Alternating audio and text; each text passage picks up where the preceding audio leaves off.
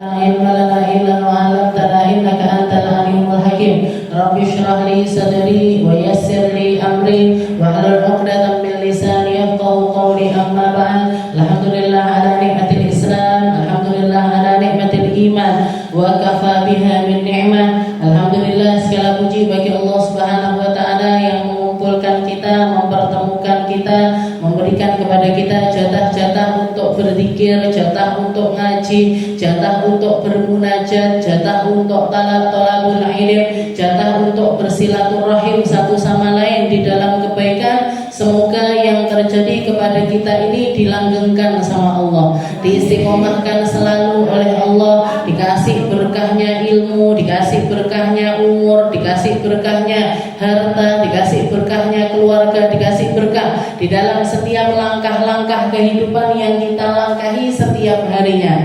Dan semoga apa yang kita lakukan ini menjadi perkara-perkara yang dinilai sama Allah Ta'ala dengan nilai yang tinggi, dengan nilai yang akan membawa kita kepada keselamatan dunia akhirat, tambah dekat sama Nabi Muhammad Sallallahu Alaihi Wasallam, nambahkan cinta kita, nambahkan ngertinya kita, yang efeknya akan membawa kepada kita di dalam memperbaiki setiap hal-hal yang terjadi di dalam kehidupan kita. Tambah baik ngomongnya, tambah baik mikirnya, tambah baik di dalam ibadahnya, tambah baik di dalam segala perkara yang ada di dalam kehidupan kita.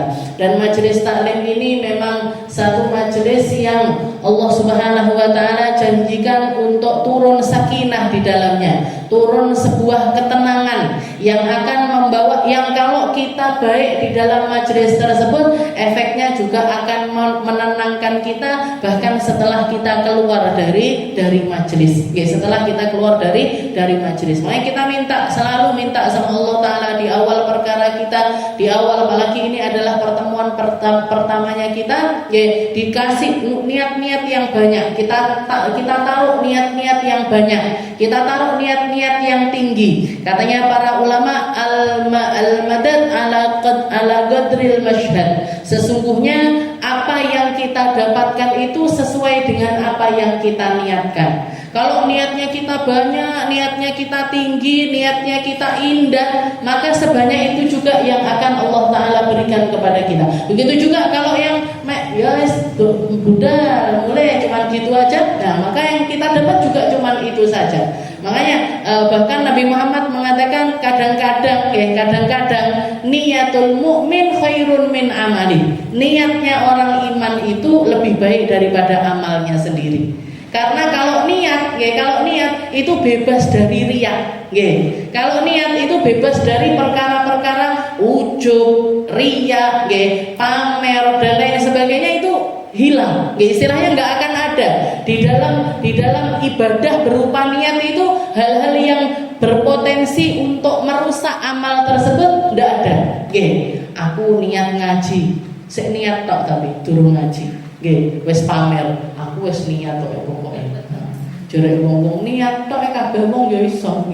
Aku niat umroh misalkan. Niat tok kabeh wong nggih iso, nggih. Tapi besarnya niat itu yang kadang-kadang dipandang oleh Allah Subhanahu wa taala. Dan juga kita karena keterbatasan ilmu kita, karena pendeknya apa yang kita tahu tentang perkara-perkara niat, ada baiknya kalau niat itu kita gandengkan dengan niatnya para ulama-ulama kita. Kayak tadi yang pertama kita baca niku bukan doa mau belajar, bukan doa mau belajar, tapi nawaitu ta'allum wa ta'lim. Niatnya belajar dan niatnya mengajar. Karya dari Al-Habib Abdullah bin Alami Al-Haddad. Jadi niku niat karena kita nggak ngerti ya, niatnya belajar ini sing ben apik, ben toto, ben carane biar benar-benar dipandang sama Allah Taala dengan maksimal ini gimana? Kadang-kadang kita nggak kesampaian nyampe ke sana. Tapi sama Imam Haddad disusunkan, nawaitu ta'allum wa ta'lim, ya Allah saya niat belajar. Setelah niat belajar, nanti niatnya ngajarkan ilmu tersebut. Niatnya ngajarkan ilmu tersebut. Jadi masih di dalam niat saja sudah keluar manfaatnya. Jadi baru masih di dalam niatnya saja sudah punya keinginan untuk memanfaatkan niat tersebut. Ya Allah, kula belajar ya Allah. Niatnya apa? Belajari diri sendiri sama nanti semoga bisa mengajarkan kepada orang lain, entah itu anak saya, entah itu cucu saya, entah itu keluarga saya. Pokoknya niat belajar, habis itu ngajar. Wal itu ta'allum wa ta'lim wa naf'a wal intifa'nya, niat nyari manfaat nggih. Dari duduknya kita di majelis ini berapa banyak manfaat yang kita dapat nggih. Manfaat yang paling jelas nggih, manfaat yang paling jelas dari duduknya kita di tempat seperti ini adalah perginya perkara maksiat dari kita, atau perginya perkara-perkara yang melalaikan untuk diri kita hilang, akhirnya terisi dengan pahala-pahala. Kalau diibaratkan dulu Nabi Muhammad menceritakan nanti di akhirat itu orang akan melihat lemari-lemari amalnya masing-masing. Kalau yang dibuka bercahaya itu berarti waktu yang dia pakai di dalam kebaikan. Kalau dilihat kok hitam berarti itu waktu yang dipakai dia di dalam maksiat. Kalau kosong itu berarti waktunya dia lagi nggak ngapa-ngapain. Yo ndak maksiat yo ndak, tapi ibadah juga tidak. Nah, dengan kita duduk di sini, kita akhirnya membercahayai waktu kita. Kita akhirnya memanfaatkan hidup kita, manfaatkan umur, manfaatkan telinga, manfaatkan mata, manfaatkan hati, manfaatkan pikiran. Semuanya tertuju di dalam satu hal, yaitu nyari manfaat dari Allah Subhanahu wa taala. Nafa'ul inti'al mudzakara wa tadzkira. Awake dhewe wong gampang lali. Kita ini gampang lupa, kita ini gampang lalai. Di majelis kita niat mudzakara wa tadzkir, niat ngingetin diri lagi. Nggih, saya yakin apa yang kita bahas di dalam kitab Bidayatul Hidayah ini pian kabeh wis ngerti nggih. Wong sing dibahas salat, pirang tahun jenengan salat. Nggih, yang kita bahas wudu, berapa kali wudu yang sudah pernah kita lakukan. Ini bab yang mau kita bahas adalah adabul Jum'ah. Nggih, adabnya hari Jumat. Berapa ribu Jumat yang sudah kita temui. Tapi kenapa kok terus diulang-ulang? Mudzakara wa tadzkir. Kita ini gampang lupa, butuh untuk diingatkan lagi. Nggih, wudu piye carane khusyuk wudu, salat gimana caranya biar salat ini lebih indah, lebih ngerti, lebih paham. Nah, kita niatkan seperti mudzakara wa tadzkir ibadah. Terus sampai akhir niat pegang sama sunnah, niat pegang sama Al-Qur'an, niat pegangan nyari ridhonya Allah Ta'ala, nyari pandangannya Allah Ta'ala, nyari perkara-perkara yang datangnya dari Allah Subhanahu wa Ta'ala. Kita niatkan itu semuanya, kita gandengkan niat itu kepada para ulama-ulama kita agar hasilnya itu lebih manfaat. Okay. Sayyidina Ali bin Abi Thalib, ketika beliau berangkat haji, beliau berangkat dari Yaman ke Mekah. Sedangkan Nabi Muhammad dari Madinah ke Mekah. Jadi ketika nyampe di satu tempat, di Mekah itu baru ketemu sama Sayyidina Ali. Ditanya Sayyidina Ali, wahai Ali, bima ahlalta ya Ali, kamu niat haji apa wahai Ali? Karena orang haji ini kan kadang-kadang tamattu, kadang-kadang qiran, kadang-kadang ifrad. Haji ini bukan 3 macam cara. Cara ibadah haji itu ada 3 macam. Ada yang namanya haji ifrad, berarti haji dulu baru umrah. Sebelum datang waktu haji belum bisa umroh. Haji dhisik lagi umroh. Ini yang paling berat ini, haji ifrad. Habis itu ada yang namanya haji tamattu. Apa haji tamattu? Umroh dulu baru setelah itu haji. Jadi umroh dulu, setelah datang ke Mekah umroh, tawaf, sa'i, tahallul, halal lagi. Boleh lagi, istilahnya sudah kudu belu-belan kain ihram. Dia sudah bisa melakukan aktivitas seperti biasa, mandi pakai sabun, sikatan, samponan boleh. Nanti habis itu, nanti sampai nunggu waktu haji. Nah, waktu haji dia berangkat haji. Berangkat untuk melakukan ibadah haji. Namanya haji tamattu. Dan yang ketiga adalah haji qiran. Qiran ini emang bareng. Jadi haji sama umrohnya jadi satu. Katanya sekali Rasulullah nanya sama Sayyidina Ali, bima ahlalta? Wahai Ali, kamu ini niat haji yang mana? Niatmu apa ifrad, apa tamattu, apa qiran? Katanya Sayyidina Ali, ahlaltu bima ahlalta ya Rasul. Saya niatnya tadi, ya Allah, saya niat ihram haji kayak hajinya Rasulullah Sallallahu Alaihi Wasallam. Nggak ngerti, zaman itu nggak ada WA, Bu. Ya Rasul, niki pripun niate atau ini niatnya apa? Kirim surat dhisik suwi nggih, kesuwen. Nggih. Jadi belum ada, telepon ndak ada, WA ndak ada, akhirnya beliau cuma nebak-nebak. Ya beliau cuma nebak-nebak, beliau niat hajinya digantungkan sama niatnya Rasulullah Shallallahu alaihi wasallam. Ya Rasul, saya niat biar saya niat haji kayak hajinya Rasulullah Shallallahu alaihi wasallam. Maka Nabi Muhammad mengatakan kalau gitu ifrad. Kalau kamu niatnya seperti itu berarti hajimu jadi haji ifrad. Ini perkara niat. Sekelas Imam Ali gandeng nih. Sekelas Sayyidina Ali bin Abi Thalib, beliau mengikatkan niatnya itu dengan niatnya Rasulullah. Maka kalau kita sebagai orang-orang yang semacam istilahnya gimana? Biar perkara kita ini maksimal ibadahnya ini gimana? Jenengan gandengkan niatnya dengan niatnya Rasulullah Shallallahu alaihi wasallam. Dongo, kayak doanya Sayyidah Aisyah. Sayyidah Aisyah itu kalau dimintai doa, beliau mintanya Allahumma inni as'aluka bima sa'alaka minhu abduka wa nabiyyuk Muhammad Shallallahu alaihi wasallam. Ya Allah, saya minta apapun yang diminta sama Nabi. Dan saya minta perlindungan dari apapun perkara yang diminta sama Nabi Muhammad untuk kita berlindung dari perkara tersebut. Sayyidah Aisyah digandeng nih, dungone digandeng nih sama doanya Rasulullah. Karena kalau doanya Rasulullah itu sudah pasti perkara-perkara yang paling penting. Dan efek dari niat nih Bu, efek dari niat itu akan dilanggengkan sama Allah Subhanahu wa taala. Orang kalau ikhlas, kalau tulus, itu asarnya atau bekas-bekas dari kebaikannya itu ditampakkan sama Allah. Ditampakkan sama Allah. Kayak sekarang kita melihat Wali Songo, Wali Songo yang ada di tanah Jawa ini, ketemu nggak tahu, ngaji sama beliau juga nggak tahu, tapi manfaatnya terasa.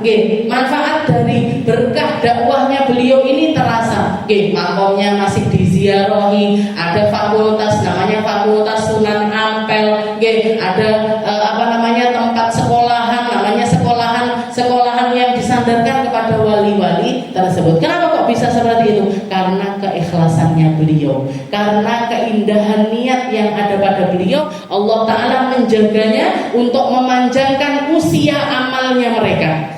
Manjangkan usianya biasa-biasa saja. Umurnya umat Islam ini paling 60-70. 60-70, 70-80 itu berarti sudah panjang umur. 80-90 apalagi itu berarti sudah dikasih panjang umur sama Allah Ta'ala. Usianya manusia gitu toh. Tapi yang perlu kita panjangkan ini adalah usia amal kita. Usia amal kita. Jalannya 3 hukuman. Kalau mau panjangkan usia amal itu jalannya 3. Punya anak, dididik jadi anak-anak yang soleh solihah, biar mereka mendoakan kepada kita, biar mereka meneruskan sujudnya kita, biar mereka meneruskan sedekahnya kita, biar mereka meneruskan amal-amal kita. Waladun salih yad'ulah. Setelah itu yang kedua, wa ilmun yuntafa'u bih, ilmu yang manfaat. Ilmu yang manfaat untuk diri dan ilmu yang manfaat untuk orang lain. Dan yang ketiga, sedekahun jariyah, sedekah yang di situ pahalanya akan mengalirkan untuk kita. Jadi masih wong wis enek, maka amalnya ini akan terus berjalan. Nah, seperti itu. Dan efek dari niat itu selalu ditampakkan sama Allah. Wong ikhlas sih ditunjukkan sama Allah. Ya, sebagian ada yang memang Allah Ta'ala ingin tunjukkan, ada sebagian yang memang ingin Allah Ta'ala sembunyikan. Kayak di zaman dulu sekali 100 tahun lebih dari hijrahnya Rasulullah SAW ke negeri Madinah. Jadi ada satu raja dari daerah Yaman. Ada satu raja dari daerah Yaman berkunjung ke negeri Madinah. Jadi orang ini belum datang, agama Islam belum datang. Jadi 100 tahun lebih dari sebelum Nabi Muhammad itu dilahirkan. Nabi Muhammadnya belum lahir. Tapi dia ini orang yang raja ini adalah raja yang soleh. Raja ini raja yang baik. Maka dikatakan raja ini tadi raja dari Tubah, raja dari daerah Yaman ini dia datang ke negeri Madinah, ketemu sama sebagian orang pendeta Yahudi. Diceritakan sama orang-orang Yahudi, sama pendeta-pendetanya, yang kitabku ini loh sudah tertulis nabi yang terakhir, nanti keluarnya sekitar tahun ini, parasnya begini, badannya seperti ini, akhlaknya begini, dan lain sebagainya. Setelah itu salah satu hal yang diucapkan sama pendeta ini, dan negeri ini, waktu itu namanya belum Madinah, dulu namanya adalah Yathrib. Negeri Yathrib ini adalah negeri yang dituliskan di dalam Taurat menjadi tempat hijrahnya Nabi yang terakhir. Jadi tempat tinggalnya Nabi yang terakhir, bahkan dia nanti akan wafat di tempat ini. Nabi yang terakhir itu akan wafat di tempat ini. Karena ciri-cirinya sangat nyata. Ciri-cirinya negeri ini adalah negeri yang paling banyak ditumbuhi kurma. Dan Nabi yang terakhir akan hijrah ke negeri tersebut. Maka dikatakan raja tersebut, raja ini tadi ketika diceritain seperti itu langsung minta sama pendeta Yahudi, kalau gitu belikan aku sepetak tanah.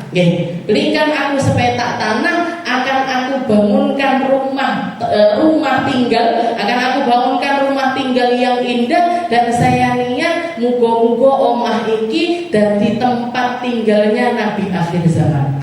Semoga rumah ini akan menjadi tempat tinggalnya Nabi akhir zaman. Niat bu, barokahnya niat, barokahnya tulus, barokahnya ikhlas.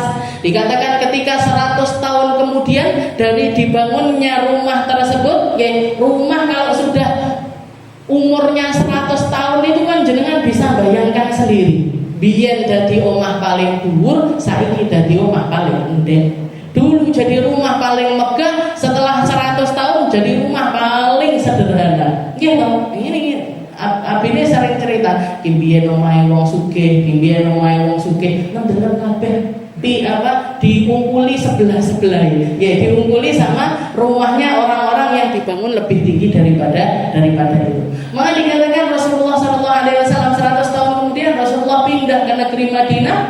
Ketika semua orang kaya-kayanya Madinah ini memperebutkan pelananya Rasulullah, ya Rasul tinggal di rumah saya, ya Rasul rumah saya gede, ya Rasul saya punya kamar banyak, ya Rasul rumah saya paling nyaman ini itu dan lain sebagainya. Dijawab sama Nabi Muhammad, daha fa innaha ma'murah. Lepas, tidak usah rebutan unta saya, tidak usah rebutan pelana unta saya. Fa innaha ma'murah. Unta ini sudah dapat perintah langsung dari Allah Subhanahu wa taala.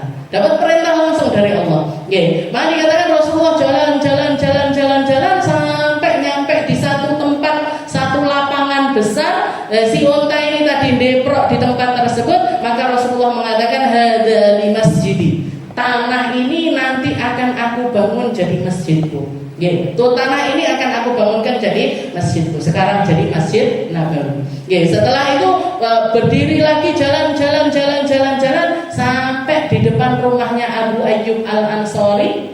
Rumahnya orang sederhana, rumahnya orang gak punya, rumahnya orang yang biasa-biasa saja. Setelah itu Rasulullah berdiri istilahnya unta ini ada di depan rumah tersebut. Habis itu deprok. Katanya Nabi Muhammad, ini jadi tempat tinggalku.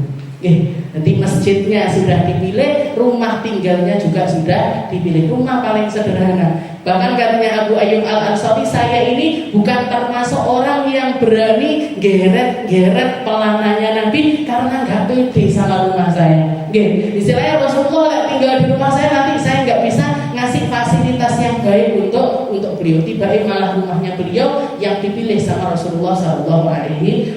Dan setelah ditelusuri ternyata ini adalah rumah warisan turun temurun dari kakek-kakeknya Abu Ayyub Al-Ansari, dan rumah itu adalah rumah yang dibangun oleh Raja Yaman tersebut. Nanti 100 tahun bu ketok hasil. 100 tahun terlihat dari apa yang diniatkan oleh raja tersebut. Jadi jangan sepelekan niat. Niat sing akeh, niat duduk di majelis, niat ben awake seger, ben awake sehat, biar ibadahnya tambah api, ben sedekahnya tambah api, ben didik anaknya tambah api. Niatkan apapun yang jenengan ingin niatkan di dalam majelis-majelis kebaikan yang semacam ini. Kita lanjutkan pembahasan kita biar tetap dapat barokahnya kitab Bidayatul Hidayah karya dari Al-Imam Ghazali, Abi Hamid Muhammad bin Muhammad Al-Ghazali, ila an qala al-muallif rahimahullahu taala wa nafa'ana bi ulumi fid dharain amin. Adabul Jum'ah. Nggih. Kalau sebelum penutupan majelis kemarin kita menyelesaikan bab tentang sholat dan di akhir adalah bahas tentang doa kunut, nggih, bahas tentang doa kunut. Sekarang kita masuk ke bab adabul Jum'ah, nggih, adabnya hari Jumat ataupun juga keistimewaannya hari Jumat. Banyak di antara kita yang nunggu-nunggu momen, nggih. Orang mau ibadah itu banyak di antara kita itu yang Ramadan, nggih. Ramadan ini waktunya kita banyak ibadah.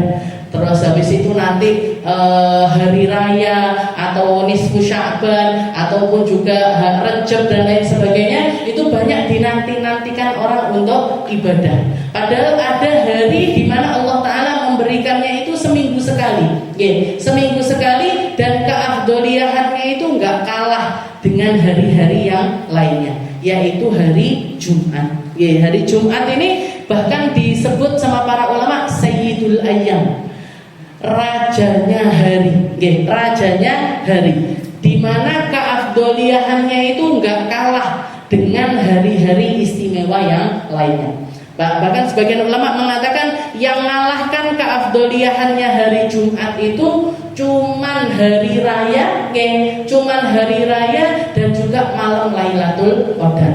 Yang lainnya, istilahnya hari-hari yang lainnya keafdoliahannya Jumat itu nggak kalah dengan hari-hari yang termasuk hari-hari Ramadan. Termasuk hari-hari Ramadan. Hari Jumat itu ibadah di hari Jumat itu nggak kalah dengan ibadah di hari-hari Ramadan yang lainnya. Afdalul yaum talat alaihi syams yaumul Jum'ah. Katanya Nabi Muhammad, termasuk salah satu hari paling afdal yang pernah Allah Ta'ala berikan kepada umat Islam adalah hari Jumat. Beliau mengatakan di sini, i'lam annal Jum'ah idul mu'minin. Ketahuilah bahwasanya hari Jumat itu adalah hari rayanya orang beriman. Hari rayanya orang beriman. Kalau orang Kristen punya minggu, kalau orang Yahudi punya Sabtu, kalau orang Kristen itu sampai sekarang kan orang Kristen kalau ibadah mek seminggu sekali, nenggone gerejane mek seminggu sekali, yaitu hari Minggu. Kalau orang Yahudi itu hari rayanya mereka adalah hari Sabtu. Karena Islam, agama yang datang kepada Nabi Muhammad ini selalu nggak mau sama dengan harinya orang Yahudi ataupun Nasrani, maka Allah Ta'ala memberikan keafdoliahan itu di hari Jumat. Di hari Jumat. I'lam anna Jum'ah idul mu'minin wa huwa yaumun syarifun qad khassallahu ta'ala bihi hadhihi ummah. Dan dia adalah hari yang mulia karena Allah Ta'ala telah mengkhususkannya untuk umat ini. Bahkan sampai di dalam Al-Quran itu ada surat namanya surat Al-Jum'ah, surat yang bahas tentang Jumat. Ini enggak istilahnya enggak dibikin sama Allah Ta'ala begitu saja, tapi berarti ada keistimewaan yang banyak di dalam hari Jumat. Qad khasallahu ta'ala bi hadhil ummah wa fihi sa'atan mubhamah la yuwafiquha 'abdun muslim yas'alullahu ta'ala fiha hajah illa a'tahu iya. Dan di hari Jumat, selama hari Jumat, kalau ngomong hari Jumat itu berarti mulai malam Jumat. Jadi maghrib, kemis maghrib itu, kemis maghrib sampai Jumat terbenamnya matahari itu termasuk di dalam hari Jumat. Bahkan sebagian ulama mengatakan Jumat malam, Jumat malam setelah maghrib isya itu juga sebagian ulama mengatakan masih masuk di dalam hari Jumat, khusus untuk hari Jumat. Kalau hari-hari lain itu masuknya mulai terbenamnya matahari sampai terbenamnya matahari. Mulai dari terbitnya matahari sampai terbenamnya matahari. Tapi untuk hari Jumat, sebagian ulama sama juga kayak hari-hari seperti itu, mulai dari terbitnya matahari, tenggelamnya matahari sampai tenggelamnya sampai terbit matahari, pokoknya sedino mulai maghrib sampai maghrib lagi, Sebagian ulama mengatakan mulai dari terbenam tapi bablas sampai malamnya Jumat itu masih masuk di dalam kategori hari Jumat. Pon? Nggih, malam Sabtu. Nggih, sampai malam Sabtu itu ada yang nganggep masih hari Jumat. Tapi sebagian mengatakan enggak, udah selesai kayak hari-hari biasanya. Nah, dan di dalam sehari tersebut ada satu waktu la yuwafiquha abdul muslim yas'alullahu ta'ala fiha haja illa atawiyah. Katanya Nabi Muhammad, kalau seseorang itu doa pas nepati jadwalnya jam yang diinginkan sama Allah Ta'ala tersebut, pasti dia minta apapun bakalan diijabahi sama Allah Subhanahu wa Ta'ala. Dan sebagian orang kayak Sayyidina Ali bin Abi Thalib, Sayyidah Fatimah Zahra, dan orang-orang yang paling dekat sama Nabi Muhammad SAW ini seringkali mengisi waktu khusus untuk ibadah di hari Jumat itu setiap habis asar sampai maghrib. Kalau enggak gitu, yang lebih sering lagi yang menjelang maghrib. Jadi 1 jam sampai setengah jam sebelum terbenamnya matahari itu mereka fokus nggak ngapa-ngapain kecuali dipakai untuk ibadah. Bahkan sampai setelah asar itu disebutkan sama para ulama dikasih nama dengan nama Sa'ah Fatimiyah. Sa'ahnya Sayyidah Fatimah, karena beliau Jumat sore itu, Jumat habis asar sampai maghrib itu waktunya beliau fokus ibadah, nggak mau diganggu sama siapapun, nggak mau diganggu sama siapapun. Padahal beliau itu anaknya banyak, punya anak banyak, istilahnya pekerjaan rumah itu juga macam-macam dan lain sebagainya. Tapi beliau Jumat sore itu selalu beliau fokuskan untuk melakukan ibadah. Ini Sayyidah Fatimah. Fasta'idlah yaumal khamis bitandifit thiyab wa bikathratit tasbih wal istighfar ashiyatal khamis. Katanya Imam Ghazali, maka siap-siaplah kamu untuk menyambut hari Jumat itu dengan cara bitandifit thiyab. Jadi dengan cara bersih-bersih mulai dari hari Kamisnya. Pakai baju yang bagus, perbanyak bertasbih, perbanyak istighfar, asyiatal khamis, mulai dari malam Kamis itu perbanyak istighfar. Kalau kita biasanya yasinan, waqiahan, baca tabarak dan lain sebagainya, rutinkan itu di setiap malam Jumat. Tidak bisa setiap hari, lakukan paling enggak itu malam Jumat. Malam Jumat itu kumpul sak keluarga, baca tahlilan, baca amaliyah yang baik, kumpul bersama-sama dengan memfokuskan untuk melakukan ibadah. Fa innaha sa'atun tuwazi fil fadl sa'ah yaumil Jum'ah, karena malam Jumat itu setara juga dengan hari Jumat. Wa wi sauma yaumil Jum'ah lakin ma'as sabat aw ma'al khamis id fi ifradiha nahyun. Kalau bisa puasa, berpuasalah di hari Jumat. Tapi kalau mau puasa Jumat, gandeng dengan hari Kamis atau gandeng dengan hari Sabtu. Karena menyendirikan hari Jumat itu juga tidak diperkenankan sama Nabi Muhammad SAW. Ketika Nabi Muhammad datang ke rumah salah satu istrinya, ditanya sama Nabi Muhammad, ketika Rasulullah makan, beliaunya nggak makan. Ditanya sama Nabi, kenapa kok kamu nggak makan? Katanya beliau, saya ini shaimah ya Rasul, saya puasa ya Rasul. Itu pas hari Jumat. Setelah itu ditanya sama Nabi, kemarin kamu puasa apa enggak? Enggak. Besok niat puasa apa enggak? Enggak. Kalau gitu batalkan. Karena puasa menyendirikan hari Jumat itu termasuk sesuatu yang dilarang sama Rasulullah SAW. Walaupun keharamannya ini, istilahnya atau larangannya ini enggak sampai saklek yang haram secara mutlak seperti itu, enggak. Tapi kalau untuk puasa sunnah, menyendirikan hari Jumat itu adalah sesuatu yang dilarang. Tapi kalau jenengan misalkan hari Jumat puasa sendiri, hari Jumat puasa, tapi niatnya puasa wajib, boleh. Niatnya puasa Dawud misalkan, jenengan pengen puasa Dawud, sehari puasa, sehari ndak, sehari puasa, sehari ndak, sehari puasa, sehari ndak. Nah ini kan kalau ketemu Jumat kan sudah pasti Jumatnya puasa, Kamisnya enggak, Jumatnya puasa, Sabtunya nggih boten. Gimana ini? Nah, tapi Tapi karena kita niatnya adalah puasa Daud, maka tetap boleh-boleh saja. Jadi istilahnya ini tergantung kondisinya, tergantung puasa apa yang sedang kita lakukan. Nah, kodok boleh, kodok boleh. Jadi puasa wajib itu termasuk kodok, puasa kafarot, kalau kita punya kafarot apa, tahu sumpah, nggak bisa menjalankan atau pernah nazar ini dan lain sebagainya, maka berarti namanya adalah puasa kafarot. Puasa kafarot itu hukumnya wajib. Puasa kafarot itu hukumnya wajib. Setelah itu beliau mengatakan fa idza tala 'alaika subuh faghtasil fa inna ghusla yaumil jum'ah wajibun 'ala kulli muhtalim ay thabitun muakkad. Setelah itu katanya beliau kalau sudah masuk waktu subuh, kalau sudah masuk waktu subuh faghtasil, maka usahakan untuk mandi. Dan mandinya ini mandi yang sempurna. Maksudnya kayak mandi wajib, kayak mandi besar. Mandilah kamu karena mandi hari Jumat itu hukumnya wajib bagi semua orang yang muhtalim. Muhtalim itu bagi semua orang yang sudah balik, bagi semua orang yang sudah balik. Tsabitun muakkad. Tapi yang di khitabnya di sini, istilahnya yang dapat kesunahan yang sangat afdal ini tadi adalah untuk laki-laki yang melaksanakan sholat Jumat.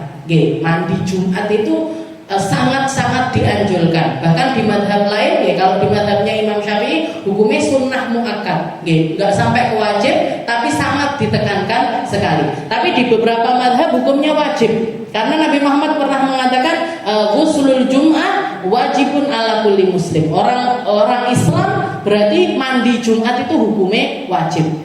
Ini kalau ditafsirkan, Imam Syafi'i menafsirkan mandi Jumat itu hukumnya wajib bagi mereka-mereka yang berangkat sholat Jumat. Yang enggak berangkat sholat Jumat hukumnya tidak wajib. Berarti awake dhewe iso ndak dapat pahalanya mandi Jumat? Bisa. Kalau kita mandi dan kita niatkan sebagai bentuk penghormatan dengan hari Jumat. Tapi enggak sampai ke tingkat wajib. Nggak sampai ke tingkat wajib. Tsumma tazayyan bi thiyabil bid. Katanya beliau setelah itu dandan sing ganteng. Kalau ibu-ibu motivasinya justru malah dandani anak lanang-lanange. Saya sering kalau dulu waktu ngajar di Al Azhar setiap kali waktu Jumatan itu lewat kampung sini lewat kampung ini mau berangkat bocah cilik-cilik podo budal Jumatan bareng sama anak-anak kecil itu berangkat Jumatan. Tapi mohon maaf kelambine saeneke, kadang gawe seragam sekolah koyoke yo ratus kan lek atus kan ganteng, istilahnya rambutnya masih basah terus rapi dan lain sebagainya, enggak kayak ala kadarnya aja, kayak ala kadarnya. Saya sampai gini, aslinya mbok ya nek opo kok enggak didandani anak-anak Jadi harusnya dimotivasi, mandi, ayo mandi, bajunya disiapkan, bajunya yang paling bagus. Kalau lebih bagus lagi yang putih, pakai baju putih, koko putih, opo gamis putih, kopiah yo putih, bareng nopo klimis disisiri yang rapi, pakai minyak wangi. Kalau punya cincin pakai cincin, kalau bisa istilahnya kalau pede pakai sorbanan, lah iso imamahan di imamai. Jadi biar hari Jumat ini beda sama hari-hari yang lainnya. Sama hari-hari yang lainnya. Jadi seperti itu. Katanya beliau tsumma tazayyin bi thiyabil bid. Dandan pakai baju putih. Fa innaha ahabbu thiyab ilallah taala. Karena baju putih untuk laki-laki ini adalah baju yang paling disukai oleh Allah Subhanahu wa taala. Jadi didandani. Bocah lanang-lanang ini didandani. Suami-suami juga seperti itu. Nanti dicepakne lah baju yang putih, yang bersih. Putihnya sing bersih tapi ojo putih sing buluken apa letek ning ndi. Jadi saya sampai bocah-bocah iki piye kok kayaknya pulang sekolah langsung Jumatan. Lewat gitu anak remaja itu kalau habis olahraga itu kan mohon maaf ambune kan jadi lewat tuh mungkin berarti nggak hadus sih. Jadi nggak mandi, bahkan nggak mandi. Jadi istilahnya diistimewakan hari Jumat ini. atau mata zain. Pakai cincin baru dianjurkan sama Nabi. Oke, kalau punya cincin perak, cincin perak. Kalau nggak punya cincin perak ya apa? Ya cincin aksesorisnya mereka itu dipasangkan. Oke, nanti benenek bedanya. Biar ada beda. Fa innaha ahabbu thiyab ila Allah taala. Wasta'mil min at-tib atyab ma indak. Katanya Imam Ghazali juga pakai parfum yang paling wangi yang kamu punya. Nggih, pakai parfum yang paling wangi yang kamu punya. Wa baligh fi tandifi badanika bihalqi wal qassi wat taqlim was siwa ghairi anwa'in nadhafa wa tatibir raihah. Nggih, bahkan katanya beliau kamu berlebihan di dalam bersih-bersih dari Jumat itu sangat dianjurkan sekali. Seperti apa? Lek mandi, biasanya mandi cuma jebar-jebur aja. Misalkan mandi habis itu dikasih lotion. Pakai duhun. Kalau Rasulullah dulu setiap kali mau berangkat Jumat itu pakai minyak. Badannya itu diminyaki. Dan zaman dulu pakainya minyak zaitun. Padahal kalau kita pakai minyak zaitun itu kan kelat-kelat banget. Tapi Rasulullah suka pakai minyak zaitun. Ya kalau nggak mau pakai lotion. Sekarang banyak lotion dipakai untuk laki perempuan juga pakai. Jadi pakai yang seperti itu. Tanti bil halaq, habis itu cukuran. Dicukur sing rapi, lek jenggoten dicukur. Kalau kumisan ya kumisnya dirapikan. Jadi bil halaq wal qas. Jadi kalau rambutnya terlalu panjang dirapikan biar ndak terlalu panjang. Wat taqlim, potong kuku, potong kuku tangan, potong kuku kaki, siwak, bawa siwak. Jadi memastikan mulutnya ini enggak ada baunya sama sekali. Ojo budal bar maem. Makan maem duren bisa. Jadi budal ambune duren. Jangan. Jadi pakai wangi-wangian di bagian mulut. Wasaire wa inadhofa, atau pakai bersih-bersih model apapun lakukan itu. Tapi berraihah, dan utamanya adalah pakai parfum yang baunya itu istilahnya sing ambune enak. Tapi berraihah. Dan kalau laki-laki sama perempuan ini beda. Kesunahan di dalam pakai parfum ini, kalau laki-laki disunahkan untuk pakai parfum yang enggak ada warnanya tapi baunya itu nyebar. Jadi istilahnya dikongkon nyemprot kon dhuwur sampai ngisor mboten napa-napa. Kalau untuk laki-laki. Kalau perempuan sunnahnya itu yang berwarna tapi baunya itu ke dalam. Istilahnya ngeten. Kalau kita mau pakai parfum, jangan kita pakai parfum boleh apa enggak? Boleh, tapi di dalam. Bukan disemprot dari atas ke bawah, bukan, tapi di bagian-bagian dalam. Jadi disemprot di bagian sini, disemprot di bagian lengan bawah sini, disemprot di bagian kalau kayak ulun pakai daster, habis itu pakai gamis, yang disemprot dasternya bukan gamisnya. Jadi baunya itu untuk sendiri, bukan keluar. Bukan keluar. Kalau orang mendekat baru kecium baunya, tapi nggak sampai keluar. Nah, itu sunnahnya pakai parfumnya para perempuan. Lek bapak-bapak nggak apa-apa. Lek perlu disemprot sampai saawak entek sak botol. Untuk laki-laki. Jadi bahkan katanya beliau balik fi. Balik itu mubalaghah. Balik itu kamu berlebihan di dalam maca indah popo. Lek dino Jumat. Kata bahkan Allah Taala mengatakan khudhu zinatakum inda kulli masjid. Katanya Allah Taala bawa kamu itu ke masjid itu bawaan sing enak-enak, bawaan yang bikin kamu itu tambah kelihatan ganteng, tambah kelihatan bagus, tambah kelihatan rapi, itu bawa ke masjidmu. Ojo mek neng kondangan tok digowo. Nek neng kondangan setilano ning gone masjid ngelombrot kokone sesarasi ra diumbah-umbah catolne digawe catolne jadi jangan seperti itu. Thumma bakir ilal jami. Setelah itu beliau mengatakan cepat-cepat berangkat ke masjid. Berangkat ke masjidnya itu cepat-cepat. Bahkan di dalam salah satu hadis Nabi Muhammad SAW mengatakan inna fi kulli babin min abwabil masjid malaika yaktubuna isma man yadkhulul awwal fal awwal. Katanya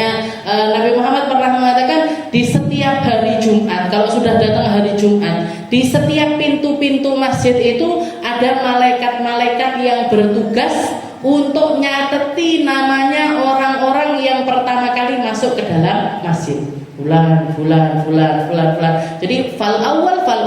Maka yang pertama datang yo jenenge dhisik dhewe. Nggih. Namanya itu dicatat pertama kali sama para malaikat. Nah, nanti setelah itu apa? Fa idza sa'adal imamul mimbar, kalau sudah imamnya naik ke atas mimbar mau mulai berkhutbah, tawwas suhuf.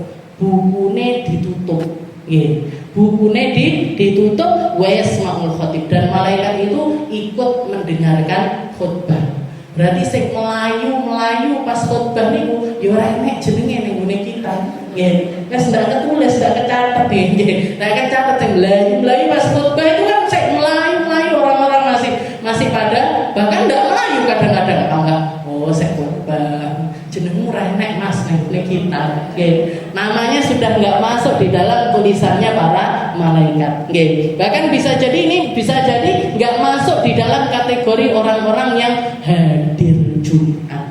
Nggih, enggak hadir Jumat. Yo mek kewajibannya gugur gitu tok. Nggih, cuman termasuk golongan orang yang ya kayak orang salat duhur, lek mek salat duhur ya gugur kewajibannya salat duhur. Tapi enggak istilahnya enggak salat jamaahan, enggak ini dan lain sebagainya. Ya, pokoknya gugur aja. Nggih, orang-orang seperti ini. Jadi ketika imamnya sudah naik ke atas mimbar, malaikat wis tutup buku. Nggih, bukunya sudah ditutup, nama yang akan disetorkan sama Allah Ta'ala sebagai orang-orang yang hadir di dalam Jumat ya cuma orang-orang yang ada di dalam kitab tersebut. Nah, katanya beliau, "Tsumma bakkir ilal jami." Cepat-cepat toh berangkat ke masjid. Kalau sudah nggak ada kerjaan, kalau sudah nggak ada apa yang perlu dikerjakan dan lain sebagainya, cepat-cepat berangkat Jumat. Was'a ilaiha 'alal hay'ah was-sakinah, dan berangkat agar kamu itu berangkatnya juga dalam keadaan tenang, dalam keadaan enggak gerusa-gerusu, enggak dalam keadaan yang enggak enak. Faqad qala Rasulullah sallallahu alaihi wasallam, Nabi Muhammad juga pernah mengatakan, "Man raha ilal jum'ah fi sa'atil ula faka'annama qarraba badna. Wa man raha fi sa'atil thaniyah faka'annama qarraba baqarah. Wa man raha fi sa'atil thalithah faka'annama qarraba kabshan. Wa man raha fi sa'atil rabi'ah faka'annama qarraba dajajah. Wa man raha fi sa'atil khamisah faka'annama ahda bayda. Fa idza kharaja al-imam tawiyatis suhuf wa rufi'atil aqlam wa ijtama'atil malaa'ikatu indal mimbar yastami'una dzikr." Nah, ini seperti yang dikatakan sama Nabi, orang-orang yang berangkat Jumat itu kalau masuk di dalam golongan pertama, atau gampangnya yang duduk di shaf yang pertama, itu mereka seakan-akan kayak berkorban seekor unta. Nggih. Saya duduk di shaf yang kedua kayak korban sapi. Yang duduk di shaf ketiga kayak seakan-akan dia itu berkorban kambing. Belakangnya lagi yang keempat kayak korban ayam. Belakangnya lagi koyok korban endok. Nggih, begitu nggih. Koyok korban endok. Wis belakangnya nih koyok ndak korban nggih. Fa idza kharajal imam, kalau sudah imamnya keluar naik ke atas mimbar, wis kita wis ditutup, wis ndak enek pahalanya orang-orang yang seperti itu sudah enggak ada, pulpennya malaikat sudah diangkat, wajtama'atil malaikah indal mimbar, dan malaikat akan berkumpul. Yang pertamanya di pintu-pintu masjid, mereka akan berkumpul di samping-samping mimbar, yastami'una dzikr, untuk mendengarkan zikir, untuk mendengarkan khutbahnya imam. Nggih. Dadi lek endok kae ndak entuk kan nggih. Eman-eman. Nggih. Dadi korban endok iki wis korban apa? Endok wis enggak keren bisa. Gitu. Nah, ini apalagi yang kalau di belakang itu sudah tidak seperti korban apa-apa. Wa yuqalu inna nas fi qurbihim inda an-nazar ila wajhillahi ta'ala ala qadri bukurihim ila al-jum'ah. Dikatakan sama Nabi Muhammad, manusia ini dekatnya mereka dari pandangannya Allah Ta'ala itu bisa dilihat dari cepet-cepetnya mereka untuk berangkat hari Jumat. Ketika saya di Hadramut sana, orang-orang Hadramut sana, orang-orang Yaman, orang-orang Tarim khususnya, niku orang berangkat Jumatan jam 10 wis telat misalnya. Nggih. Jadi berangkat Jumat jam 10 wis telat. Adewe jam 10 masjid sik kono.